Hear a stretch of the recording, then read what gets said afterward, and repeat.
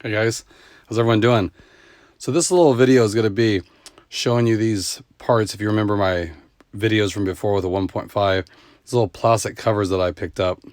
Now I just of course swapped these from my old car, but you got these little caps that cover the two screws on each side of the dashboard. Cleans it up a little bit. Then you got these little pieces here that cover the screws. There's 3 screw heads inside the each door. How's it? And then the rocker, these ones that cover the latch, and then these ones that cover the hinge bolt inside the door frame.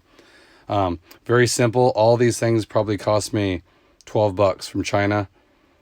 It's a very simple piece, but it actually does clean it up. I don't know if it's just me, but like especially the latch covers, it does really just give it that finished look. I don't know. I don't like seeing raw metal when you open the door. So these ones right here, I think the best part. So let me go ahead and install them real quick. I won't bore you with that, and I'll show you the finished product if you guys don't remember. Okay guys, so here's the latch cover I was telling you about. You see how clean that looks? And then we got this piece here that covers that bolt. And then these 3 pieces right here that cover the bolt, the screw heads. I think it matches with this too, the factory parts. Just gives it that clean, finished look.